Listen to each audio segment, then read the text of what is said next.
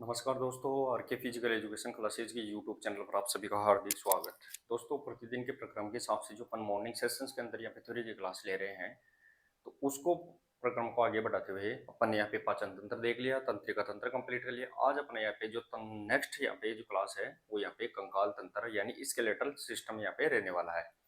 तो दोस्तों, मैं आपको बता दूं कि अगर क्लास को लगातार आप अपन नहीं ले रहे हैं तो प्लेलिस्ट बना के लिए आपकी डाल दी गई है, तो वहाँ पे आप जाके चैनल पे प्लेलिस्ट के अंदर देख सकते हैं। क्लास को शुरू करने से पहले सभी दोस्त एक बार क्लास को शेयर भी कर दे, लाइक भी कर दे, फिर अपन यहाँ पे देखते हैं। आज की क्लास की सबसे महत्वपूर्ण बात यह रहेगी दोस्तों कि जो कंकाल तंत्र है उसमें लगभग आपको 4 क्वेश्चन आपको सीधे सीधे यहाँ से मिलने वाले हैं। 4 या मैक्सिमम 5 क्वेश्चन आपको यहाँ पे रहेंगे, तो आप इसको आसानी से लेते रहे, बिल्कुल समझदारी से इसके नोट्स बनाते रहे। अब जो यहाँ पे जो आज की क्लास है वो लगभग अपन कंकाल तंत्र है उसको लगभग 2 या 3 क्लास में अपन यहाँ पे कंप्लीट करेंगे, बिल्कुल डीपली इसका अध्ययन यहाँ पे करने वाले हैं। तो आप निश्चिंत रहे, 2 या 3 क्लास के अंदर है वो अपन कंकाल तंत्र को कंप्लीट कर देंगे। तो अब देखिए दोस्तों, यहाँ पे कंकाल तंत्र क्या होता है। तो कंकाल तंत्र वह तंत्र होता है जो अस्थि और उपास्थि यानी हड्डियों से और यहाँ पे उपास्थि कार्टिलेज से मिलकर बना हुआ होता है, जो अपने शरीर को क्या प्रदान करता है, अपने शरीर को आधार प्रदान करता है, मजबूती प्रदान करता है। साथ ही में दोस्तों इसमें होता क्या है, तो कंकाल तंत्र होता है दोस्तों, वो अपने शरीर को क्या प्रदान करता है, आधार प्रदान करता है। साथ ही में ये अपने को गति भी प्रदान करवाता है। जो अपन चलते हैं तो मांसपेशियों के माध्यम से वो गति हड्डियों के द्वारा यहाँ पे की जाती है, तो ये भी अपने को यहाँ पे ध्यान रखना है। साथ ही में दोस्तों कंकाल तंत्र कितने प्रकार का होता है, तो ये 2 प्रकार का होता है कंकाल तंत्र। एक बाहरी कंकाल तंत्र, एक आंतरिक कंकाल तंत्र। लेकिन बाहरी कंकाल तंत्र है वो मनुष्य में नहीं पाया जाता है, व्यक्ति में नहीं पाया जाता है। ये जैसे कछुआ हुआ, गेंगा हुआ, तिलचट्टा हुआ, इनके अंदर पाया जाता है। लेकिन मनुष्य के अंदर जो कंकाल तंत्र पाया जाता है वो यहाँ पे एंडोस्केलेटन यानी आंतरिक कंकाल तंत्र पाया जाता है, जो मांसपेशियों के नीचे होता है और अनेक कोमल अंगों को सुरक्षा प्रदान करता है। तो ये भी अपने को यहाँ पे ध्यान रखना है। साथ ही में दोस्तों अपन कंकाल तंत्र के अंदर 2 चीजें मैंने बताई है, एक अस्थि और एक उपास्थि, इन दोनों से मिलकर बनता है। तो इन दोनों का पहले अपन अध्ययन करेंगे, फिर अपन लगातार आगे कंकाल तंत्र का अध्ययन करेंगे। तो थोड़ी थोड़ी पहले अपन फैक्ट लिखते हैं इंपॉर्टेंट, फिर आगे एक एक चीज को अपन यहाँ पे रिवाइज करते हुए चलेंगे। तो देखिए दोस्तों, सबसे पहले इंपॉर्टेंट कंकाल तंत्र, इसके बारे में क्या क्या फैक्ट लिखेंगे अपन। तो पहला फैक्ट आता है, ये है,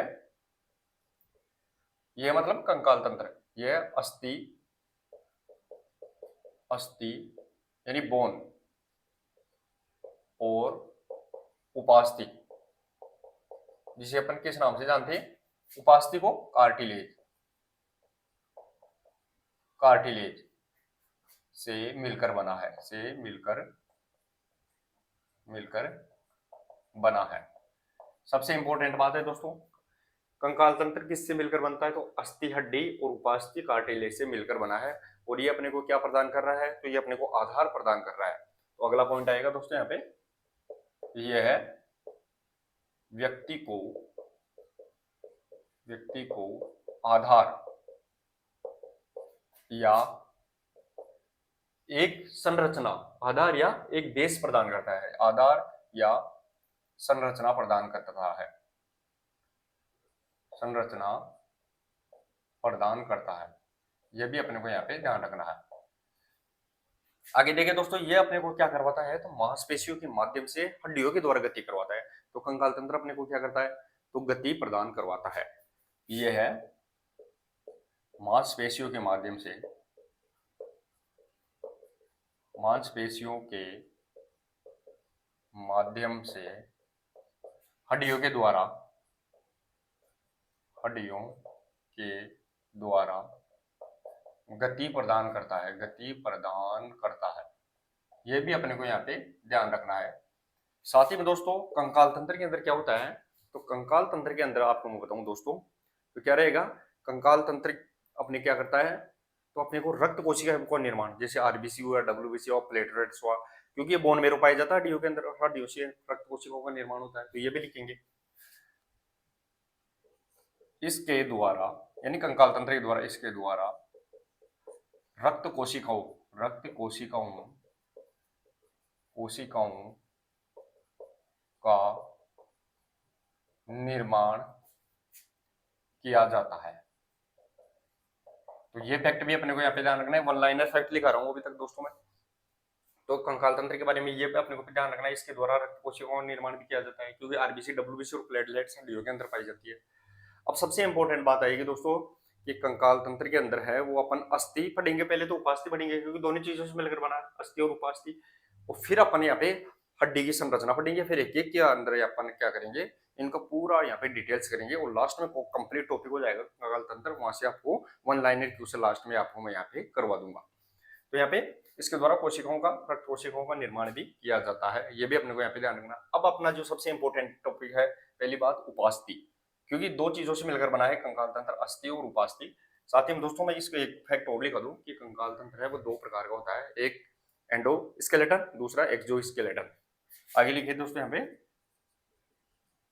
कंकाल तंत्र दो प्रकार का होता है, अब दो प्रकार का कंकाल तंत्र कौन सा रहेगा, तो पहला रहेगा दोस्तों इसके अंदर एक्सो एक्सो स्केलेटल स्केलेटन सिस्टम। साथ ही में दोस्तों दूसरा रहने वाला है वो एंडो स्केलेटल सिस्टम। तो ये भी अपने को यहाँ पे ध्यान रखना है। अब इसे अपन एक्सो को बाहरी कंकाल तंत्र बोलते हैं, बाहरी कंकाल तंत्र, इसको आंतरिक कंकाल तंत्र बोलते हैं। ये भी अपने को यहाँ पे ध्यान रखना है। जो बाहरी कंकाल तंत्र है दोस्तों वो व्यक्ति में नहीं पाया जाता, बल्कि किसमें, जैसे कछुआ हुआ, कछुआ, घेंगा, तिलचट्टा, इनमें पाया जाता है। साथ ही में आंतरिक कंकाल है, जैसे मानव के अंदर, बकरी के अंदर, इनके अंदर है वो यहाँ पे आंतरिक कंकाल तंत्र पाया जाता है। तो ये अपना यहाँ पे दो प्रकार के कंकाल तंत्र यहाँ पे देखे जाते हैं। अब अपन कंकाल तंत्र दो चीजों से मिलकर बना है, एक अस्थि से दूसरा उपास्थि से, यानी एक हड्डी और दूसरा उपास्थि। तो अब दोनों को पहले अस्थि क्या होती है, उपास्थि क्या होती है, दोनों को पढ़ेंगे, फिर अपन यहाँ पे आगे देखेंगे कि क्या होता है, कि कंकाल तंत्र कितने प्रकार का होता है या कंकाल तंत्र के भाग कौन कौन से हैं, वो भी अपन आगे देखेंगे। तो एक बार स्क्रीनशॉट ले लीजिए, मैं इसको मिटा देता हूँ। तो देखिए दोस्तों, अब अपन देखते हैं अपना जो टॉपिक रहेगा वो रहने वाला है अभी यहाँ पे कि कंकाल तंत्र है उसमें अस्थि और उपास्थि क्या होती है। क्लास को जरूर ज्यादा से ज्यादा शेयर करते रहे सभी लोग, शेयर करने में कमी ना रहे, इंपॉर्टेंट है वो क्लास आपके लिए लगातार ली जा रही है। अब देखिए दोस्तों, अपना जो यहाँ पे अब पॉइंट रहने वाला है वो रहेगा अपना यहाँ पे कि उपास्थि क्या होती है, क्योंकि दो चीजों से मिलकर बना है कंकाल तंत्र, अस्थि और उपास्थि। देखिए दोस्तों यहाँ पे अस्थि, अस्थि प्लस उपास्थि,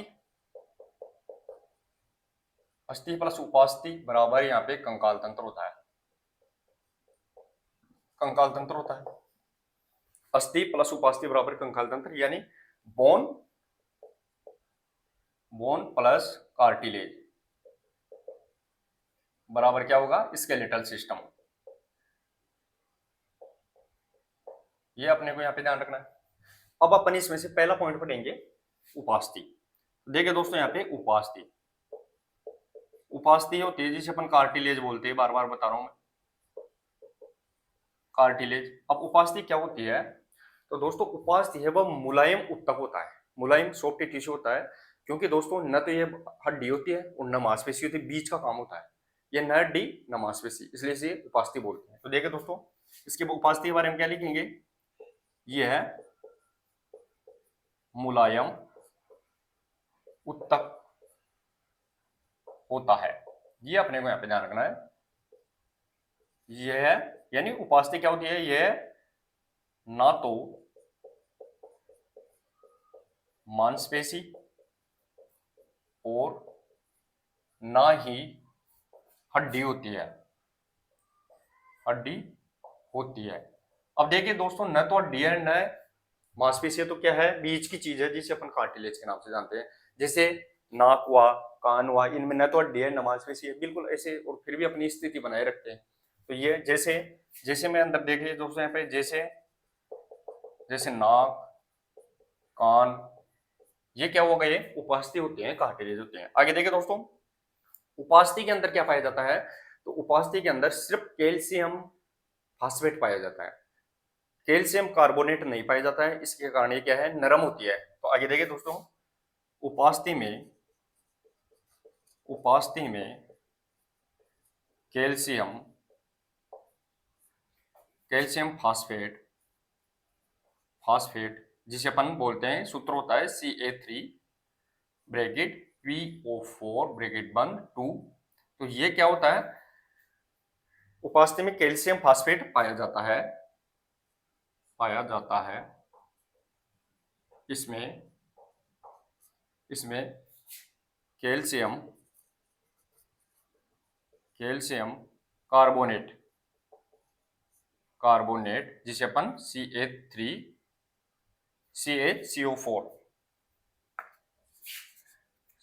जिसे कैल्शियम कार्बोनेट CaCO3 नहीं पाया जाता है। तो ये अपने को यहाँ पे ध्यान रखना है दोस्तों। इसके अंदर क्या नहीं पाया जाता है, तो सिर्फ इसके अंदर ध्यान रखना है दोस्तों, यहाँ पे कैल्शियम फास्फेट पाया जाता है और इसमें कैल्शियम कार्बोनेट नहीं पाया जाता है, जिसके कारण ये क्या होता है, मुलायम होता है। आगे देखिए दोस्तों, यहाँ पे उपास्थि की जो कोशिका है, उपास्थि कौन सी कोशिका से मिलकर बनी है, तो उसे कॉन्ड्रियोब्लास्ट बोलते हैं। तो कॉन्ड्रियोब्लास्ट से मिलकर क्या बनती है, वो उपास्थि बनती है। तो इंपॉर्टेंट है दोस्तों यहाँ पे उपास्थि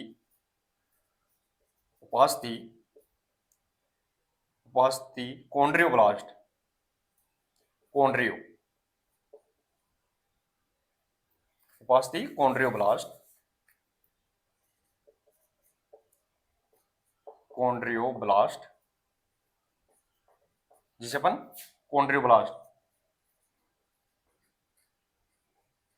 ब्लास्ट कोशिका से मिलकर बनती है। ये अपने को यहाँ पे ध्यान रखना है। उपास्थि किससे मिलकर बनती है, इंपॉर्टेंट है दोस्तों यहाँ पे, तो कॉन्ड्रियोब्लास्ट कोशिका है उससे मिलकर उपास्थि का निर्माण होता है। ये भी अपने को यहाँ पे ध्यान रखना है। साथ ही में उपास्थि के ऊपर, यानी जैसे अपन कान है, कान के ऊपर जो परत पाया जा रहा है तो उपास्थि है, नाक है, कान है, ये उपास्थि है। तो उपास्थि के ऊपर जो परत पाई जाती है उसे अपन पेरिकॉन्ड्रियम के नाम से जानते हैं। तो ये भी ध्यान रखना, उपास्थि की परत को उपास्थि की बाहरी परत जिसे अपन लेयर बोलते हैं, उपास्थि की बाहरी परत को अपन किस नाम से जानते हैं, पेरिकॉन्ड्रियम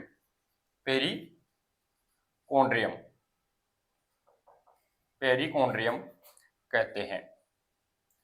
ये भी अपने को यहाँ पे ध्यान रखना है। अब अपना इंपॉर्टेंट चीज आती है दोस्तों यहाँ पे कि उपास्थि के अंदर जीवित कोशिका कौन सी होती है, तो उसे अपन कॉन्ड्रियोसाइट के नाम से जानते हैं। अभी तो अपन ने देखा है कि उपास्थि कौन सी कोशिका से मिलकर बनती है, तो वो कॉन्ड्रियोब्लास्ट से मिलकर बनती है उपास्थि। लेकिन इसके अंदर उपास्थि के अंदर जो जीवित कोशिका होती है उसे कॉन्ड्रियोसाइट बोलते हैं। तो आगे देखिए दोस्तों, उपास्थि के अंदर जीवित कोशिका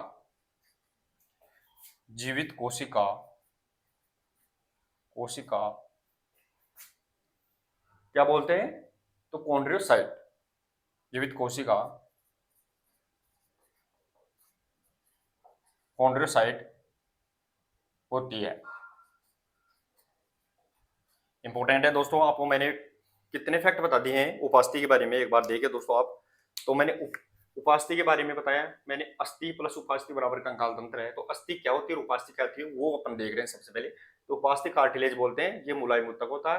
ये ना तो मांसपेशी है, यानी न तो मसल्स है और न ही बोन है, बीच की चीज है, समझिए। उपास्थि में कैल्शियम फास्फेट CaPO4 पाया जाता है। इसमें कैल्शियम कार्बोनेट नहीं पाया जाता है। इसके कारण क्या रहेगी, हड्डी से मुलायम रहने वाली है। साथ ही में दोस्तों, उपास्थि है वो कौन सी कोशिका से मिलकर बनती है, तो कॉन्ड्रियोब्लास्ट कोशिका से मिलकर बनी होती है। लेकिन कोशिका के अंदर जो दोस्तों, उपास्थि के अंदर जो जीवित कोशिका होती है उसे अपन कॉन्ड्रियोसाइट के नाम से जानते हैं। दूसरी बात, और उपास्थि की बाहरी परत को अपन पेरिकॉन्ड्रियम के नाम से जानते हैं। तो ये अपने को यहाँ पे फैक्ट आपको लिखने हैं, एक बार फिर स्क्रीनशॉट लेने हैं, फिर अपन आगे देखेंगे उपास्थि के बाद में अस्थि क्या होती है वो अपन यहाँ पे देखने वाले हैं।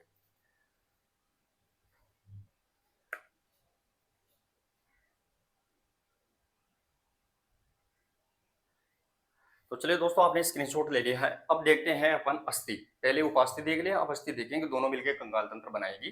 तो अब अपना यहाँ पे अगला पॉइंट आएगा अस्थि। तो देखिए दोस्तों, यहाँ पे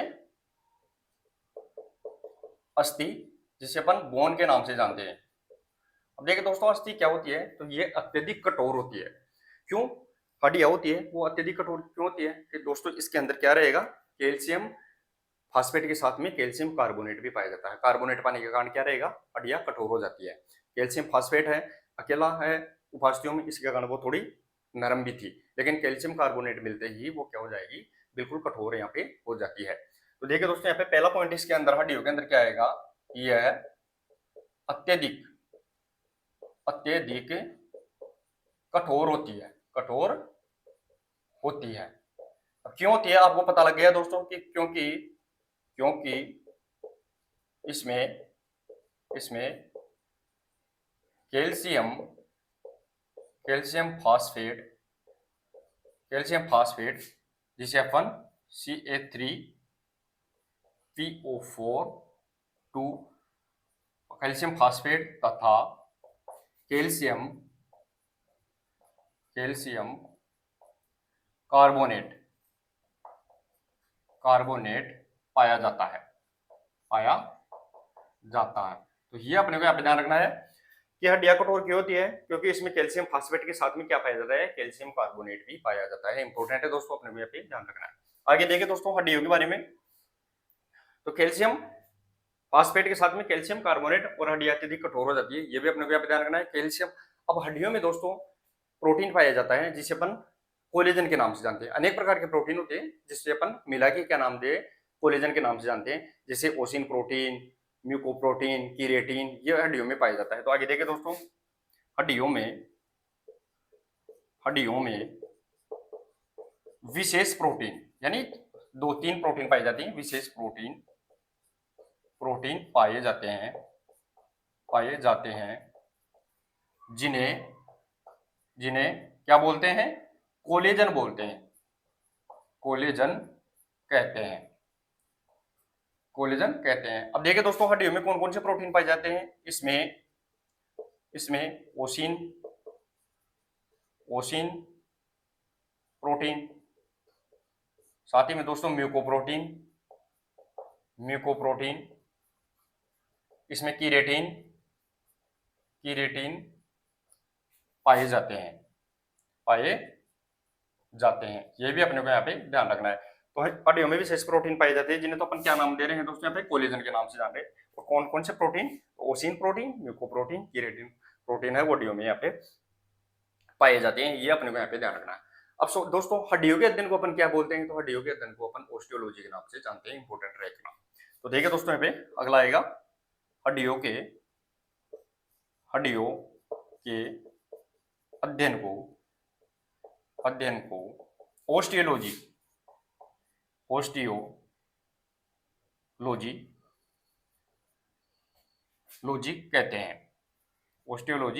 कहते हैं।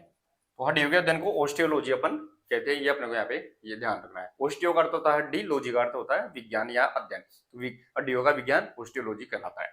साथ ही में दोस्तों यहाँ पे कि हड्डी, तो ध्यान रखना है दोस्तों, हड्डियां होती है, उन हड्डियों में लगभग दोस्तों 25% जल और 75% है वो ठोस पदार्थ इसमें पाए जाते हैं। तो देखिए दोस्तों यहाँ पे हड्डियों में 25% जल और 75% है वो ठोस पदार्थ, जैसे कैल्शियम, मैग्नीशियम, फास्फेट, ये पाए जाते हैं, ठोस पदार्थ पाए जाते हैं। ये भी अपने को यहाँ पे ध्यान रखना है। साथ ही में दोस्तों जन्म के समय या देखूं तो 25 से 30 वर्ष की आयु के अंदर है हड्डियों का डेंसिटी घनत्व, यानी सबसे ज्यादा मजबूत हड्डियां होती है वो 25 से 30 की एज में होती है, उसके बाद में धीरे धीरे उसमें कमी आने लग जाती है। तो देखिए दोस्तों यहाँ पे 25 से 30 वर्ष की उम्र में हड्डियों में सर्वाधिक घनत्व होता है, यानी जो डेंसिटी होती है, घनत्व होता है, वो 25 से 30 की एज में सबसे अच्छी हड्डियां मजबूत यहाँ पे रहने वाली है। आगे देखिए दोस्तों यहाँ पे कि अगर जन्म के समय हड्डियां कितनी होती है बच्चे में, जन्म के समय हड्डियां होती है वो 270 से 310 के मध्य यहाँ पे एवरेजली 300 हड्डियां यहाँ पे रहती है। तो देखिए दोस्तों यहाँ पे जन्म के समय बच्चे में 270 से 310 या औसत औसत 300 हड्डियां होती है। ये भी अपने को यहाँ पे ध्यान रखना है, 300 हड्डियां यहाँ पे औसतली होती है। लेकिन अगर देखा जाए तो बाल्यावस्था के अंदर कितनी रहेगी, 208 हड्डियां यहाँ पे हो जाती है। तो बाल्यावस्था में बाल्यावस्था में 208 हड्डियां होती है, 208 बोन होती है। ये भी अपने को यहाँ पे ध्यान रखना है। आगे देखिए दोस्तों यहाँ पे कि एक वयस्क जो एडल्ट पुरुष हो जाता है उसमें कितनी हड्डियां, तो 206 हड्डियां रहती है।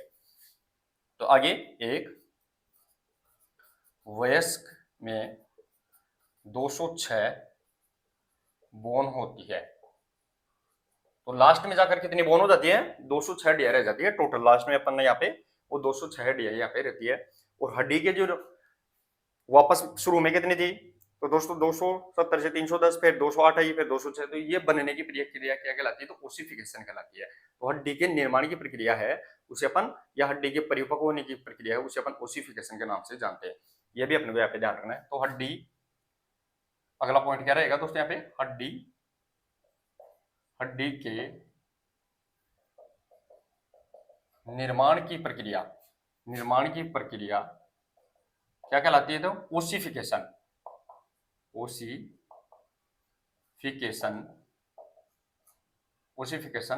होती है, जिसे अपन फ्यूज्ड भी बोलते हैं, डिफ्यूज्ड भी बोलते हैं, फ्यूज्ड भी बोलते हैं इसे, क्योंकि इसके अंदर हड्डियां आपस में जुड़ने लग जाती है और धीरे धीरे जाके 206 लास्ट में हड्डियां बन जाती है। तो अपने कंकाल तंत्र में कितनी हड्डियां रह जाती है, लास्ट में जाके 206 हड्डियां रह जाती है।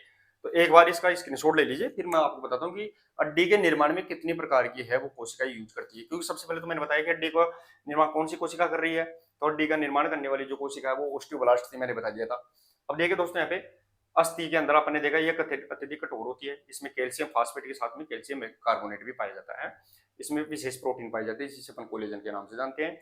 और कौन कौन से प्रोटीन है, तो जैसे ओसिन प्रोटीन, म्यूकोप्रोटीन है, कीरेटिन है, वो पाई जाती है। साथ ही में दोस्तों हड्डियों के अध्ययन को अपन ओस्टियोलॉजी के नाम से जानते हैं। और 25 से 30 वर्ष की उम्र में हड्डियां है वो सर्वाधिक डेंसिटी मजबूत यहाँ बोल रहती है। साथ ही में जन्म के समय 270 से 310 हड्डियां रहती है, और बाल्यावस्था के अंदर है वो 208 हड्डियां। और जो एक एडल्ट पुरुष हो जाता है, वयस्क व्यक्ति हो जाता है, उसके अंदर है लास्ट में जाके 206 हड्डियां रह जाती है। और हड्डी के जो ये निर्माण की प्रक्रिया है जिसे अपन फ्यूज्ड बोलते हैं, ओसिफिकेशन बोलते हैं, तो हड्डी के निर्माण की प्रक्रिया है वो फ्यूज्ड कहलाएगी। अब देखते हैं अपन कि हड्डियों के अंदर है दोस्तों यहाँ पे कितनी प्रकार की जो कोशिकाएं पाई जाती है वो अपन देखने वाले हैं। तो एक बार स्क्रीनशॉट ले लीजिए, फिर मैं आपको बताता हूँ।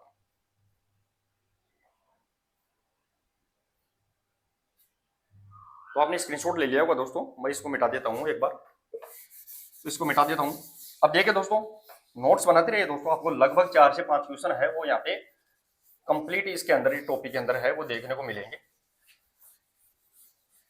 क्लास को भी सबसे ज्यादा आप शेयर करते रहे सभी दोस्त, क्लास को शेयर करने में कमी ना रखिए।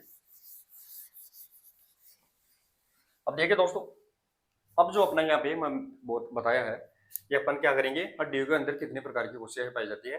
तो हड्डी की कोशिकाएं इंपोर्टेंट है, यहाँ से सीधा सीधा क्वेश्चन भी आ जाता है। तो देखिए दोस्तों यहाँ पे हड्डी की कोशिकाएं यानी जिसे अपन बोन सेल के नाम से जानते हैं, बोन सेल के नाम से जानते हैं। अब देखिए दोस्तों, हड्डी के निर्माण में है वो लगभग है 4 कोशिकाएं इसमें काम आती है, लेकिन 3 इंपोर्टेंट इसमें रहने वाली है। तो पहले देखिए दोस्तों, हड्डी के निर्माण की पहली कोशिका कौन सी रहने वाली है, तो पहली रहेगी जिसे अपन ओस्टियोसाइट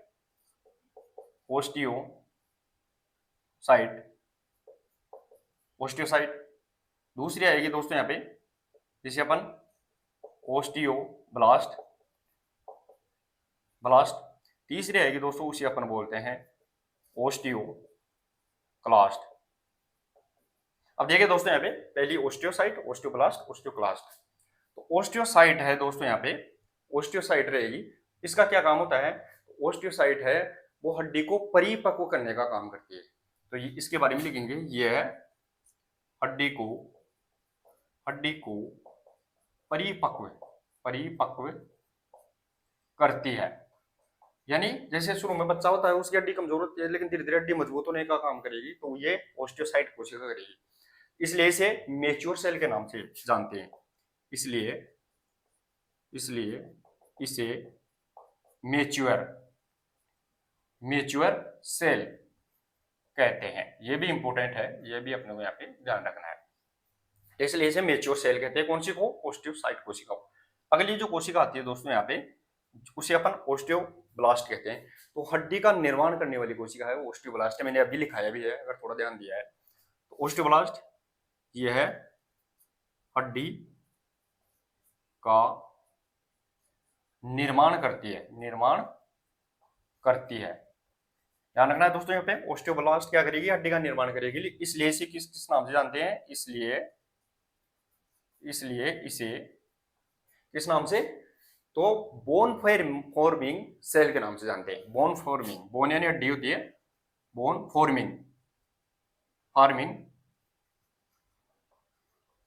बोन फार्मिंग सेल के नाम से, यानी हड्डी का निर्माण करने वाली कोशिका बोन फार्मिंग सेल के नाम से जाना जाता है, सेल कहते हैं। अब आती है दोस्तों यहाँ पे ओस्टियोक्लास्ट। ओस्टियोक्लास्ट क्या करती है कि हड्डी जैसे खत्म होने, धीरे धीरे खत्म होने लगती है, हड्डी की कोशिकाएं खत्म होती है, तो उनको खाने का कार्य करती है। हड्डी की कोशिका ओस्टियो किस नाम से जान रहे हैं? ओस्टियोब्लास्ट। हड्डी की कोशिका को अपन किस सॉरी हड्डी की कोशिका को किस नाम से जानते हैं अपन? ओस्टियोसाइट। अगर ओस्टियोसाइट धीरे धीरे खत्म होने लग जाती है तो उसको खाने का काम कौन करेगी? तो ओस्टियोक्लास्ट करेगी। इसलिए इसे बोन ईटिंग सेल के नाम से जानते हैं। तो देखिए दोस्तों, यह हड्डी की कोशिका खराब होती है। हड्डी की कोशिका खराब होने पर उसे खा जाती है। इसलिए इसे बोन ईटिंग सेल कहते हैं। यह भी ध्यान रखना दोस्तों, इसे अपन बोन ईटिंग सेल के नाम से जानते हैं। तो ये 3 प्रकार की हड्डी की क्या थी? कोशिकाएं थी। और एक कोशिका और आती है इसमें जिसे अपन प्रोजेनेटर सेल के नाम से जानते हैं। उसका कोई ज्यादा स्पेशल रोल इसमें रहता नहीं है, तीनों को यहाँ पे कोऑपरेट करने का कार्य करती है। तो ये 3 हड्डी की कोशिका इंपोर्टेंट रहेगी।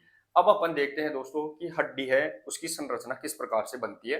तो एक बार स्क्रीनशॉट ले लीजिए, फिर मैं आपको हड्डी की संरचना बता देता हूँ, फिर अपन आगे कंकाल तंत्र की तरफ यहाँ पे बढ़ेंगे। तो देखिए दोस्तों, अब जो अपना यहाँ पे आपने ले लिया होगा स्क्रीनशॉट, अब जो अपन देखेंगे तो अस्थि प्लस उपास्थि दोनों के बारे में अपन ने देख लिया। अब अपन अस्थि संगठन, अस्थि है वो किस प्रकार मिलकर बनी है वो देखने वाले हैं। तो दोस्तों, क्लास मेरे हिसाब से आपको अगर अच्छी लग रही है तो क्लास को जरूर शेयर करते रहिए। और नोट्स आपके ऐसे बन जाएंगे दोस्तों कि आपको बिल्कुल क्विक रिवीजन है वो आपको आसानी से इसके अंदर आपको मिलने वाला है। क्योंकि दोस्तों अपन बिल्कुल फैक्ट टू फैक्ट अपन यहाँ पे क्लास ले रहे हैं, इसके फालतू चीजें बिल्कुल भी नहीं लिखा हुआ रहे हैं। तो देखिए दोस्तों, यहाँ पे अब अपने आती है अस्थि संगठन।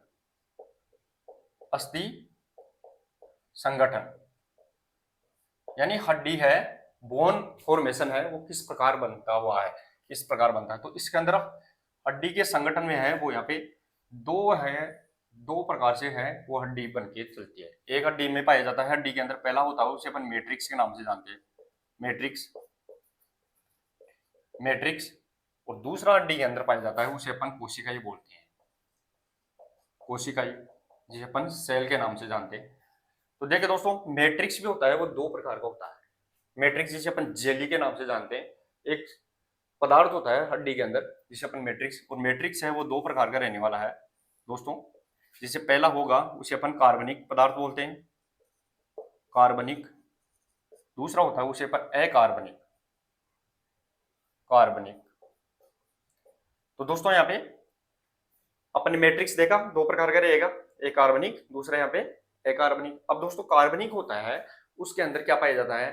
तो कार्बनिक के अंदर भी ध्यान रखना है दोस्तों यहाँ पे, जैसे कोलेजन, नॉन कोलेजन और म्यूकोसेकेराइड, ये इसके अंदर है वो कार्बनिक पदार्थ होते हैं। तो कार्बनिक के अंदर भी कौन कौन से पदार्थ रहने वाले हैं? तो कार्बनिक के अंदर जैसे कोलेजन हो गया, कोलेजन मैंने बताया था दोस्तों, कोलेजन प्रोटीन होते हैं जैसे ओसिन प्रोटीन, म्यूकोप्रोटीन, साथ ही में दोस्तों यहाँ पे कीरेटिन, ये प्रोटीन बताए थे। तो यहाँ पे कोलेजन, दूसरा आएगा नॉन कोलेजन, कोलेजन, और यहाँ पे तीसरा इसके अंदर आता है कोलेजन, नॉन कोलेजन और म्यूकोपोलीसेकेराइड, म्यूकोपोलीसेकेराइड, पोलीसेकेराइड। तो ये तो दोस्तों यहाँ पे कार्बनिक पदार्थ होते हैं किसके अंदर, मैट्रिक्स के अंदर। और अब जो अकार्बनिक पदार्थ होते हैं वो कौन कौन से रहने वाले हैं, तो अकार्बनिक पदार्थ होते हैं। तो दोस्तों यहाँ पे जो कार्बनिक पदार्थ होते हैं वो तो हड्डी को क्या करते हैं, थोड़ा सा लचीलापन पैदा कर देते हैं, और अकार्बनिक पदार्थ होते हैं वो हड्डी को कठोर करने का कार्य करते हैं। तो अकार्बनिक पदार्थ कौन कौन से रहने वाले हैं, तो अकार्बनिक पदार्थों में आप अगर देखें तो कैल्शियम रहेगा, कैल्शियम,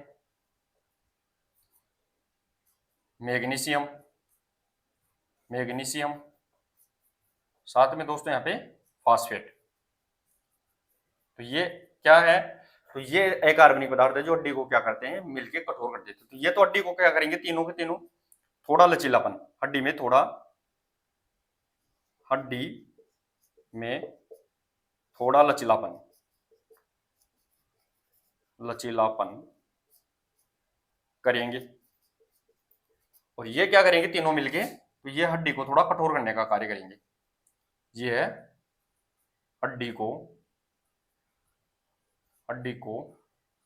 कठोर करते हैं, कठोर करते हैं। अब देखिए दोस्तों यहाँ पे तो कार्बनिक पदार्थ होते हैं वो 30% पाए जाते हैं हड्डी के अंदर, कितने परसेंट, 30%। और अकार्बनिक पदार्थ है वो यहाँ पे 45% है, हड्डी के अंदर पाए जाते हैं। टोटल है वो मैट्रिक्स है वो कितना रहेगा दोस्तों यहाँ पे, तो वो 75% है वो मैट्रिक्स यहाँ पे रहने वाला है। साथ ही में दोस्तों यहाँ पे सेल्स होती है, सेल कोशिकाएं मैंने अभी बताया है, कोशिकाओं के बारे में तो मैंने बता ही दिया है कि कोशिकाएं कौन कौन सी होती है। तो इसके अंदर दोस्तों मैंने बताया ओस्टियोसाइट, ओस्टियोसाइट, साथ ही में दोस्तों इसके अंदर ओस्टियोब्लास्ट, ब्लास्ट, साथ ही में इसमें ओस्टियोक्लास्ट, ओस्टियोक्लास्ट, और इसके अंदर प्रोनिजेटर, प्रोटिनेजर। तो ये इसके अंदर 4 प्रकार की है वो कोशिकाएं पाई जाती है। इस प्रकार मिलकर है वो टोटल क्या बन जाती है, हड्डी अपनी यहाँ पे बन जाती है। और टोटल व्यक्ति के अंदर कितनी हड्डियां होती है, तो व्यक्ति के अंदर है वो टोटल 206 हड्डियां यहाँ पे रहने वाली है, 206 हड्डियां है वो एक वयस्क व्यक्ति एडल्ट पुरुष के अंदर यहाँ पे रहने वाली है। अब देखिए दोस्तों अपन देखेंगे कंकाल तंत्र के बारे में। ये तो अपन ने अस्थि और उपास्थि के बारे में कंप्लीट पढ़ लिया है। अब अपन देखने वाले हैं कंकाल तंत्र के बारे में कि कंकाल तंत्र है वो कितनी हड्डियों से, 206 से मिलकर बना है, और कौन कौन से उसके अंदर यहाँ पे हड्डियां रहने वाली है। स्क्रीनशॉट ले लीजिए एक बार।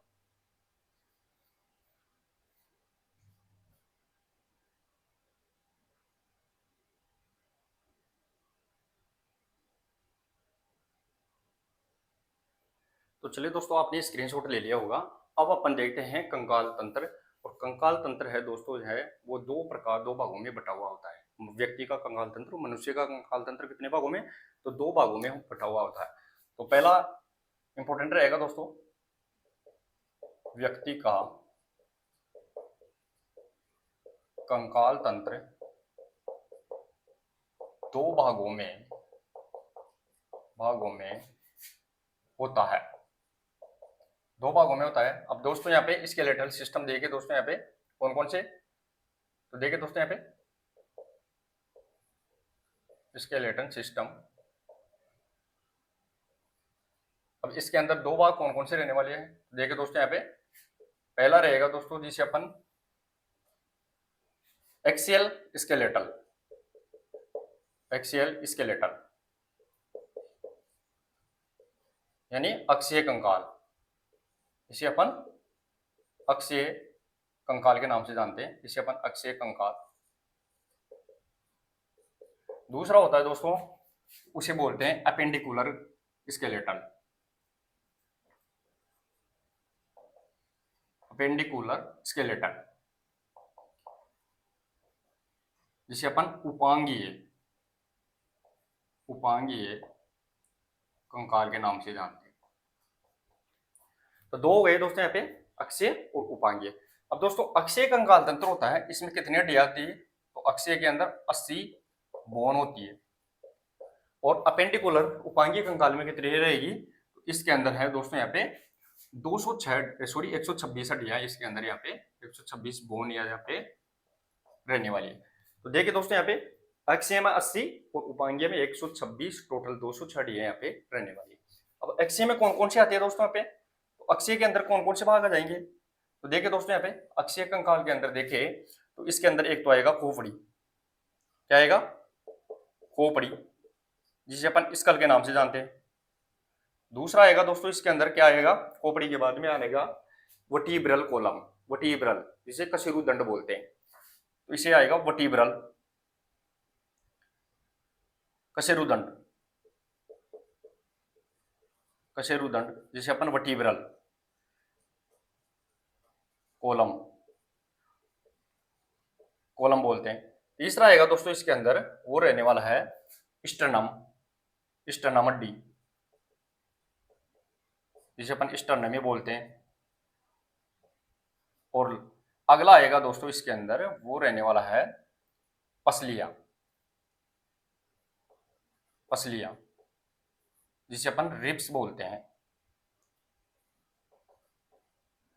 तो ये दोस्तों चार चीजें मिला के, खोपड़ी, कशेरुदंड, स्टर्नम और रिब्स, ये मिला के क्या हो जाएगा, एक्सियल कंकाल तंत्र है वो यहाँ पे रहने वाला है। अब अपन अपेंडिकुलर के अंदर देखें तो अपेंडिकुलर कंकाल तंत्र है उसमें यहाँ पे दो भाग आते हैं दोस्तों, यहाँ पे एक आता है इसमें पेल्विक गर्डल, दूसरा आता है इसमें शोल्डर गर्डल, एक पेल्विक गर्डल दूसरा इसमें शोल्डर गर्डल। तो पेल्विक गर्डल जिसे अपन श्रोणी मेखला के नाम से जानते हैं, पेल्विक,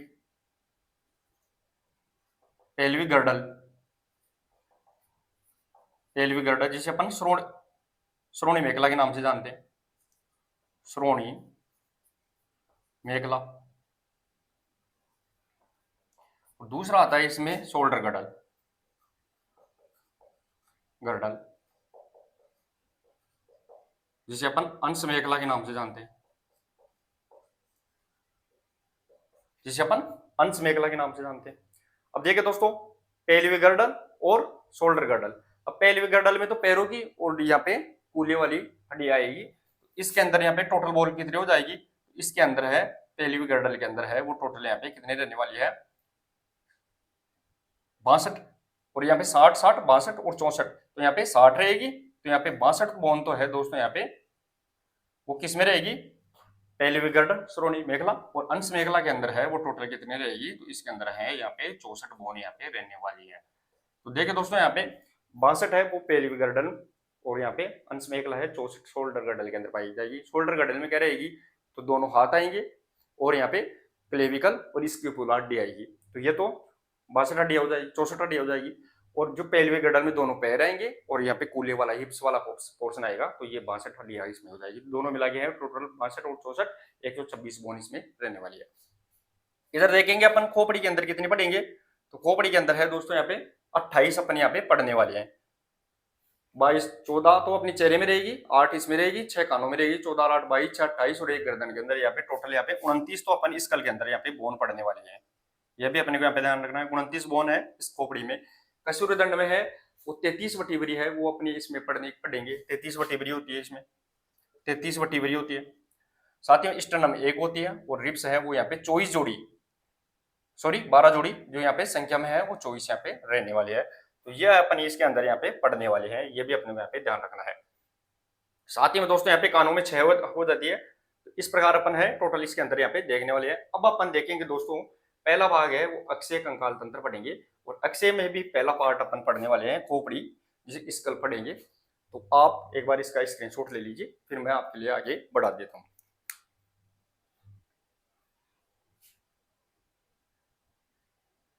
तो थोड़ा सा दोस्तों एक बार इसमें करेक्शन कर लीजिए, जो आपको समझ में आ रहा होगा। वैसे तो मैंने सही लिखा है कि यहाँ पे कशेरुदंड होती है वो 33 होती है, लेकिन बाद में वो ऑक्सीफाई होगी, ऑक्सीफाई मतलब जुड़ के है वो कितनी हो जाती है 26 हो जाती है। तो आप एक बार इसका करेक्शन यहाँ पे कर लीजिए, तो यहाँ पे 26 रह जाएगी, शुरुआत में है वो 33 होती है, बाद में है वो 26 यहाँ पे हो जाती है। तो 26 बोन है वो किस में रहेगी, कशेरुदंड में, एक स्टर्नम में, 24 यहाँ पे रिब्स रहेगी। 24 रिब्स संख्या में बता रहे हैं। पेयर के अंदर देखे दोस्तों यहाँ पे पेयर के अंदर तो यहाँ पे 12 पेयर 12 जोड़ी है वो रिब्स यहाँ पे रहने वाली है।